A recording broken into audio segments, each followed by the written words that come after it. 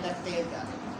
रोटी compressor में से तेल की मिकदार का पता नहीं चलता, इसमें कितना तेल मौजूद है। रेसिप्रोकेटिंग कंप्रेसर आप उल्टा करेंगे तेल सारा बाहर आ जाता है, रोटी में से तेल बाहर नहीं आता, बहुत थोड़ा थोड़ा आता है। तो हमें इतना वेट नहीं कर सकते हम लोग। हम क्या करते हैं, वो दुकानदार क्या करेगा, उसमें 100 ml तेल डालेगा, चलाएगा, चला के देखेगा आया प्रेशर बना रहा है, उसको 16-17 हज़ार रुपये का। तेल अगर कम हो जाए ये काम नहीं करता, ये सबसे बड़ी मुसीबत।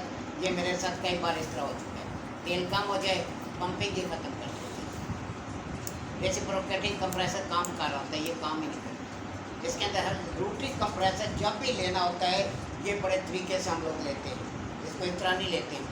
अब आप लेने जाएंगे, हम 2 तरीकों को मद्देनजर रखेंगे, आप अच्छी तरह ध्यान में रखें मेरी बातों को। नंबर 1, हम लाट का माल नहीं उठाते। लाट के माल में क्या होगा, आपकी लाइनें निकली होंगी, सेक्शन लाइन, डिस्चार्ज लाइन का टाँका निकला होगा।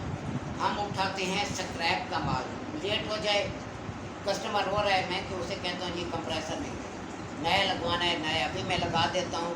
लेकिन अगर आपने लाट का माल उठा दिया, लगा दिया, गैस बर्बाद हो जाएगी, कंप्रेसर स्टार्ट ही नहीं लेते। पता नहीं क्यों निकाला गया है कंप्रेसर, आया क्यों है, कोई ना कोई मसला बना है तो लाट में आया हुआ है ना, हमें तो लाट में नहीं आ गया। तो हम स्क्रैप का माल उठाते हैं। इस टाइम जैसे आपके ज़्यादातर लोग जो समझते इतना नहीं है, वो इन्वर्टर लेने की कोशिश करते हैं। इन्वर्टर याद रखें, इन्वर्टर वहाँ कामयाब है जहाँ कमरा हीटअप ज़्यादा नहीं होता, यानी आपके गिलासेस ज़्यादा लगे हुए हैं, आपके सिंगल स्टोरी है, तो ऐसी जगह पे इन्वर्टर कामयाब नहीं है। मेन पंजाब में इन्वर्टर कामयाब है। क्यों, जब ये गर्म होगा कमरा, ये अपने टेम्परेचर को मेंटेन करने के लिए कंप्रेसर फुल स्पीड से चलता है। आम एसी से भी एम्पेयर डबल लेना शुरू कर देता है। मेरे साथ इसकी गेम कई बार हो चुकी है। आम अब आप इस तरह से रख दें, कमरा आपका खुला हुआ है, यह टेम्परेचर मेंटेन करने के लिए कंप्रेसर की फ्रीक्वेंसी को बढ़ाएगा।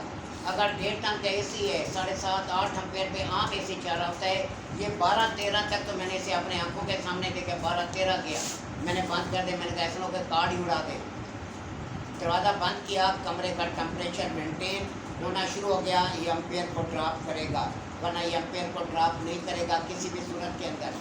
ये चीज़ आप ध्यान में अच्छी तरह रखें। इन्वर्टर वहाँ कामयाब है जहाँ आपका दरवाज़ा एयर टाइट है, कमरा बंद है और वहाँ पे शीशा ज़्यादा नहीं लगा हुआ, हीट ज़्यादा नहीं खारिज हो रही। अगर हीट ज़्यादा खारिज है, हीट वहाँ पे ज़्यादा आ रही है, तो ऐसी सूरत के अंदर ये टेम्परेचर को मेंटेन करने के लिए बिजली का बिल आपका डबल कर देगा, कंप्रेसर डबल स्पीड से चलेगा। ये आपने पहले मद्देनजर रखने। और ये साइज़ 100% एक्यूरेट होना चाहिए। अगर ये आपने साइज़ में छोटा लगा दिया तो ये घुमा के रख देगा। इसके अंदर ये क्वालिटी है, जब आपका टेम्परेचर 15-20 मिनट में कवर नहीं हो रहा, इसको ठंडी लटर नहीं मिलती, तो ये क्या करते हैं, आधे घंटे के बाद, आमतौर पे मैंने देखा आधा घंटा 45 मिनट लगते हैं, तो उसके बाद ये क्या करते हैं, अपने एम्पेयर को ड्रॉप करना शुरू कर देता है। 1.5 टन के एसी चार होते हैं 3.25 3.5 एम्पेयर, बहुत ज़्यादा 3.4 पे चार होगा, इससे ज़्यादा ऊपर नहीं जाता। आम एसी चार होता है 7, 7.5 पर, 8 पर, लेकिन ये चलता है 3.5 4 पर। तो ये उस सूरत में 4.5 पॉसिबल है जब रूम टेम्परेचर आपका मेंटेन होगा। अगर रूम टेम्परेचर मेंटेन नहीं है तो ये फिर टेम्परेचर को मेंटेन करने के लिए और ज़्यादा तेज़ चलेगा। जब और तेज़ चलेगा तो डबल एम्पेयर खाएगा। तो ऐसी सूरत में बिजली का बिल इन्वर्टर के बजाय आपके लिए अजाब बन जाएगा, डबल बिल आएगा, आपको समझ नहीं आएगी। लोग ले लेते हैं ऑफिस के लिए, ऑफिस में तो ये फजूल है, ऑफिस का दरवाज़ा बार बार खुल रहा है, टेम्परेचर मेंटेन नहीं होगा, बिजली का बिल में कोई कमी नहीं है। ये वहाँ पर कामयाब है जहाँ रूम टेम्परेचर मेंटेन है, क्योंकि इसका कंप्रेसर ऑटो के बाद ऑटोमेटिक नहीं होता, ये फ्रीक्वेंसी को डाउन करता है। आपका कंप्रेसर इंडोर की फ़ैन मोटर स्लो हो जाती है, बंद नहीं होती। ये 2.25 एम्पेयर पे चाह रहा होता है, 1.5-2 एम्पेयर पे ये चलना शुरू कर देता है, ये बिल्कुल टेम्परेचर मेंटेन होता है। तो ये चीज़ें आपने ध्यान में रखनी है। वहाँ आप लगाएं जहाँ पर आपका कमरा मुकम्मल साइज़ के हिसाब से ठीक हो और टेम्परेचर मेंटेन हो। जी हाँ जी, क्लियर हो गया। तो जहाँ भी आपने इन्वर्टर इंस्टॉल करना है, आपका कमरा जो है एयर टाइट हो। कमरा एयर टाइट नहीं है, बिल्कुल कमरा एयर टाइट है, आपने गुंजाइश से ज़्यादा बंदे डाल दिए। जब वहाँ पर गुंजाइश से ज़्यादा बंदे बैठते हैं फिर भी आपका बिजली का बिल डबल आएगा। क्यों? क्योंकि टेम्परेचर मेंटेन नहीं हो रहा। एसी टेम्परेचर को मेंटेन करने की कोशिश करता है, दूसरा ऐसे नहीं करता। ये टेम्परेचर को मेंटेन करने की कोशिश में और स्पीड को बढ़ाएगा। जब और स्पीड बढ़ाएगा इसका मतलब है कि आपका घूम गया मीटर, बिजली का बिल डबल आना चाहिए। ये आपने ख्याल रखना है।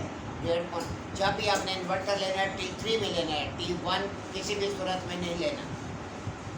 क्लाइमेट टेम्परेचर देखें, क्लाइमेट टेम्परेचर क्या दे रहा है वो, क्लाइमेट 1 नहीं लेना, क्लाइमेट 3 या क्लाइमेट 2 ले लें, 2 भी ठीक है, लेकिन 3 है तो सबसे बेहतरीन है। जितनी शदीद गर्मी होगी वो काम करेगा, लेकिन ये आम AC नहीं काम। फॉरेन मशरक़ के वस्ती में T3 अवेलेबल है, T2 अवेलेबल है, T1 वहाँ नहीं है। T1 तो वहाँ चल ही नहीं सकता। यहाँ पर वहाँ पर ये AC नहीं है, जो पाकिस्तान में AC है वहाँ नहीं है। वहाँ ये AC चल ही नहीं सकता। वहाँ का AC यहाँ चल सकता है, यहाँ का AC वहाँ नहीं चल सकता। वजह क्या है, ये ज़्यादा 45, 46, 47 तक काम करता है। वहाँ टेम्परेचर 50 से वैसे ऊपर होता है। तो ऐसी सूरत में क्या होगा, बाहर की गर्मी कंडेंसर में इन हो जाएगी, ये 5 मिनट में ट्रिप मार जाएगा। वहाँ पे सारा T2 T3 चल,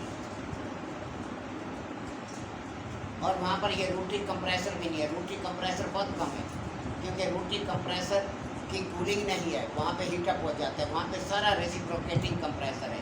दूसरा, रोटरी के अंदर मसाइल ज़्यादा हैं कि ऑयल कम हो गया, ये फारिग हो गया।